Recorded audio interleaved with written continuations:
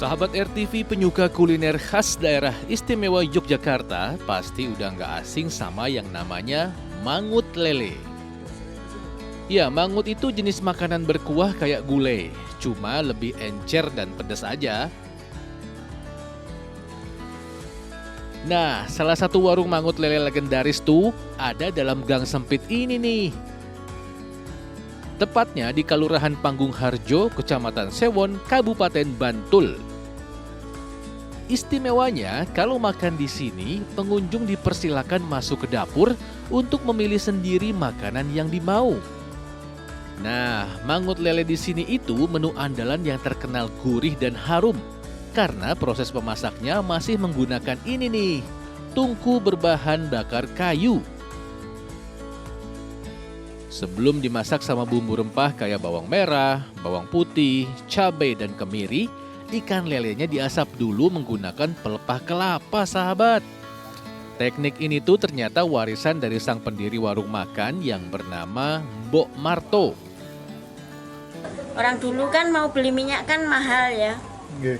Akhirnya ditusuk, diasap sendiri, terus dimasukin jangan ini, dimasak sendiri kok ternyata kok laku. Dari 5-2 itu malah laku. Mangut lele Mbok Marto yang buka sejak tahun 1969 ini punya banyak pelanggan loh sahabat. Mulai dari wisatawan daerah, keluarga keraton Jogja, sampai kalangan selebriti. Wah, keren juga ya. Nah, buat mereka yang baru pertama kali nyobain, gimana sih kesannya rasa mangut lele Mbok Marto? Dengerin nih. Sebenarnya hampir sama kayak lele, tapi pas di kayak aftertaste-nya ada kayak rasa smoky-nya gitu, Mas. Lebih ke smoky. Dia ada asap, karena kan diasap kan. Nah, itu rasanya beda. Oh, iya. Mungkin kalau lele yang biasa kan ya udah rasanya hambar. Nah, nanti ada aftertaste smoky-nya rasanya. Satu porsi mangut lele dibanderol Rp30.000. Dengan harga segitu, pengunjung udah dapat 7 macam menu dalam satu piring. Mulai dari nasi, mangut lele, krecek, lalapan, tempe tahu, dan gudeg. Tapi buat kamu yang mau pilihan lauk lain, di sini juga ada kok. Di antaranya ayam, udang, dan burung puyuh. Mampir yuk sahabat. Dari Bantul, Yogyakarta, Maulana Zubair, RTV.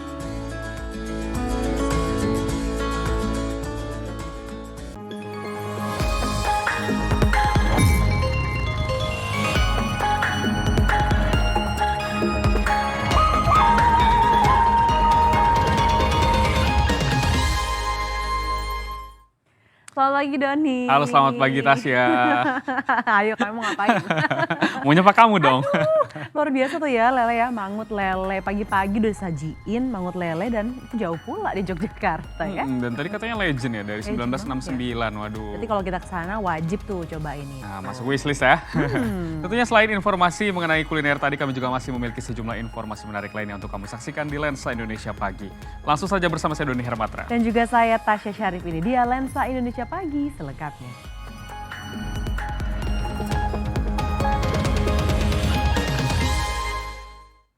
Nah ini Doni, ada berita viral nih. Jadi puluhan makam di Kabupaten Indramayu ini tiba-tiba dipasangi stiker bertuliskan disegel oleh pengadilan. Wah, saya juga sempat dengar tuh beritanya. Dan katanya nih, warga dan ahli waris pada protes. Kira-kira kenapa ya sampai disegel? Kita cek bersama.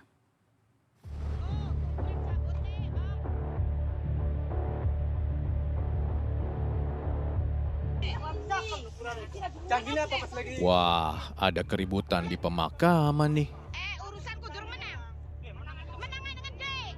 Ya, sepasang pria dan wanita mengaku sebagai pemilik lahan kompleks pemakaman umum Blok Pecuk, Desa Panyindingan Kulon, Kecamatan Sindang, Kabupaten Indramayu, Jawa Barat, terlibat adu mulut dengan warga yang tak terima sejumlah makam ditempeli stiker bertuliskan disegel. Bahkan saking emosinya, pria berkaus biru ini nekat mencabut paksa nisan salah satu makam. Waduh, nggak gitu juga dong mas.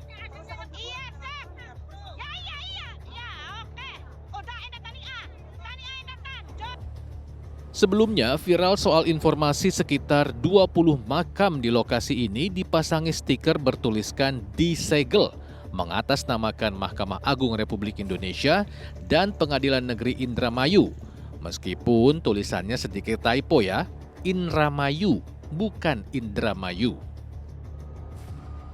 Warganet pun langsung menduga ada sengketa lahan yang belum terselesaikan. Bahkan netizen setempat pun mengaku prihatin ada kejadian seperti ini.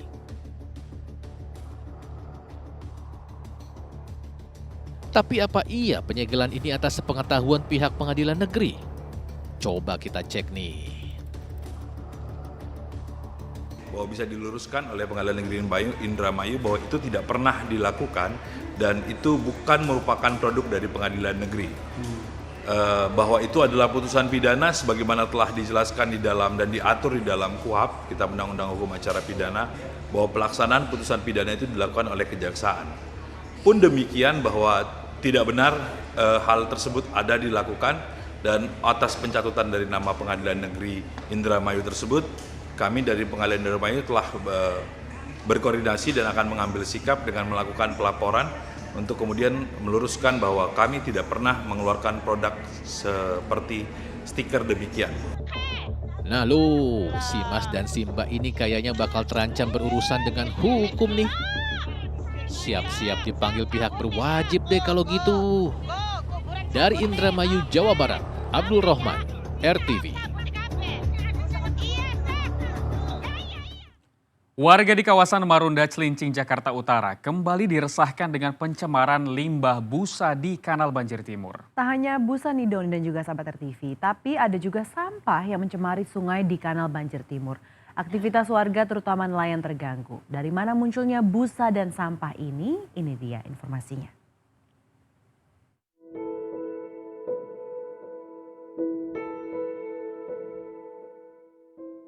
Hamparan busa kembali muncul di aliran Kanal Banjir Timur di wilayah Marunda, Cilincing, Jakarta Utara.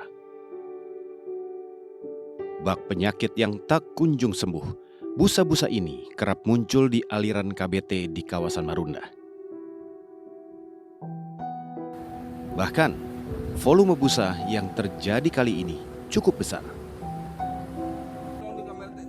Tak hanya busa, sampah juga mengotori aliran Kanal Banjir Timur ini.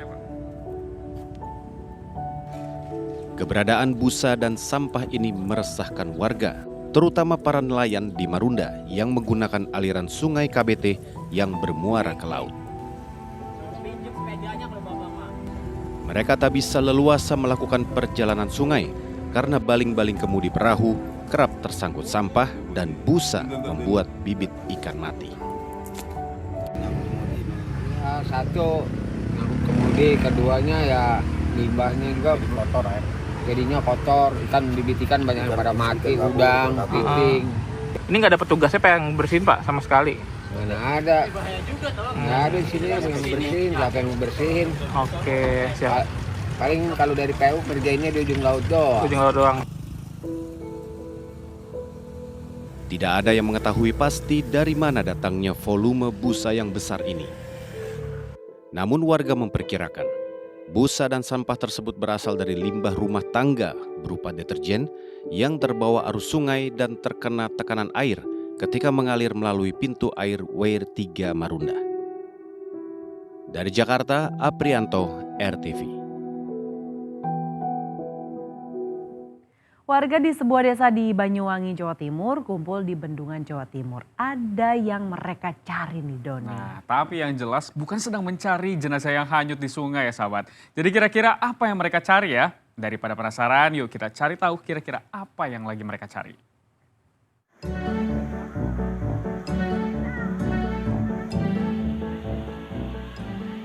Waduh, warga begini banyak pada ngumpul di Bendungan Dam di Banyuwangi, Jawa Timur. Ada apa nih? Apa yang mereka tunggu? Apa yang mereka lihat? Dan apa yang mereka cari ya? Pintu air bendungan dibuka.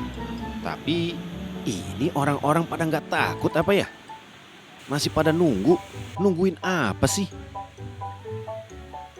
Wah, Ternyata ratusan warga ini berasal dari Desa Blambangan, Kecamatan Muncar, Banyuwangi, datang ke bendungan Dam Singir untuk nyari ikan. Hahaha, seru juga ya. Biar berlumpur, warga antusias cari ikan air tawar yang ikut di aliran sungai di bendungan yang sedang dikuras rutin tiap tahunnya oleh Dinas Pengairan Banyuwangi. Ternyata banyak loh ikan yang didapat.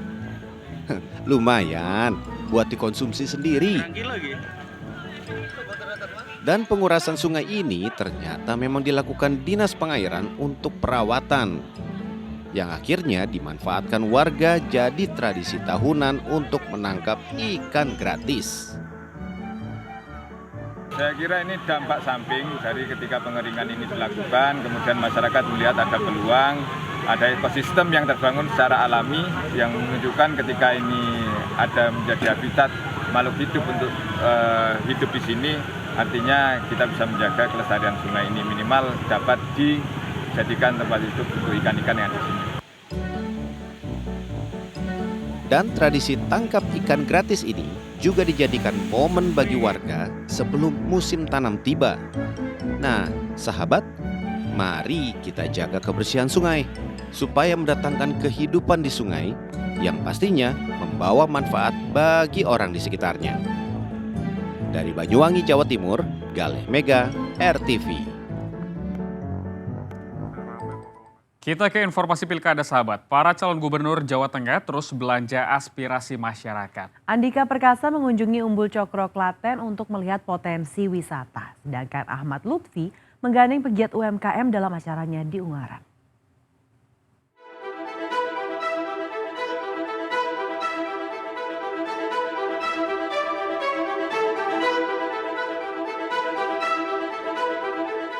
Kedatangan Andika Perkasa ke Umbul Cokro, Klaten, Jawa Tengah disambut antusias oleh pengunjung yang sedang bersantai. Calon gubernur nomor urut 1 ini datang bukan untuk berkampanye.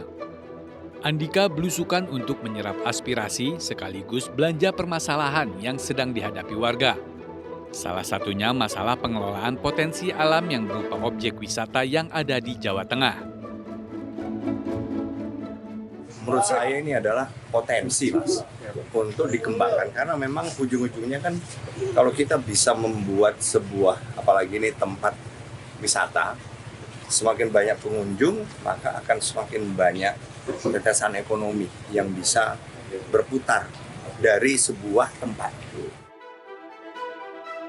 Objek wisata di Jawa Tengah terus bertambah setiap tahunnya. Namun salah satu yang memiliki potensi besar dalam pengelolaannya adalah objek wisata yang dikelola oleh desa alias desa wisata.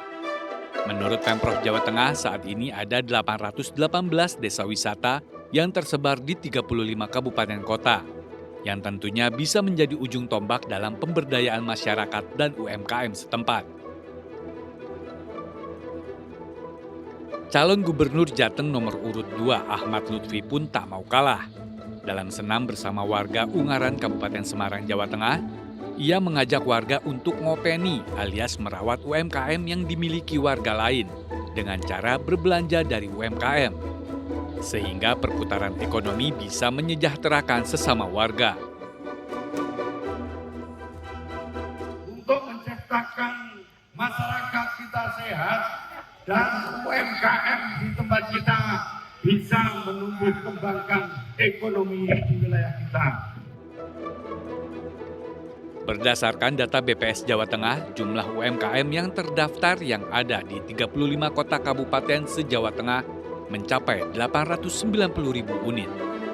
Selain menjadi motor ekonomi, UMKM juga menjadi salah satu penyedia lapangan kerja yang efektif mengurangi jumlah pengangguran.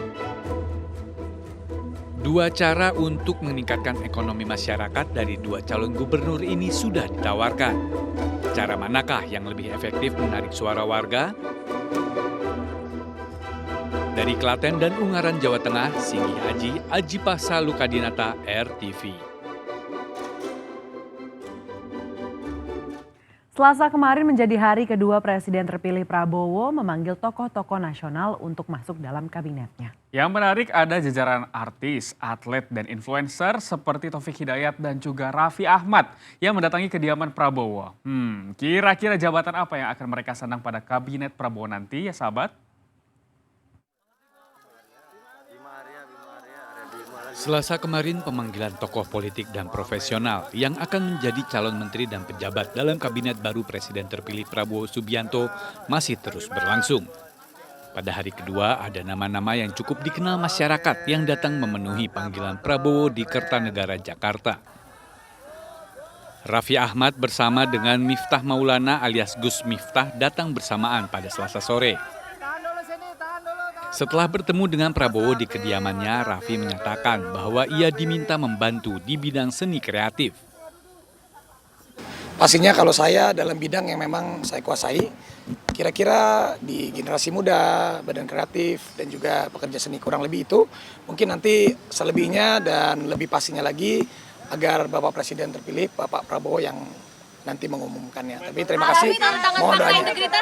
Senada dengan Raffi, Gus Miftah juga menyampaikan hal yang sama meskipun di bidang yang berbeda. Bapak perintahkan untuk lebih banyak fokus di bidang moderasi, toleransi, dan semacamnya. Jadi walaupun kita berangkat masuk ke beliau bersama-sama, tetapi dengan tugas bidang masing-masing. Dan juga ada bukan dalam bentuk badan ya Pak ya.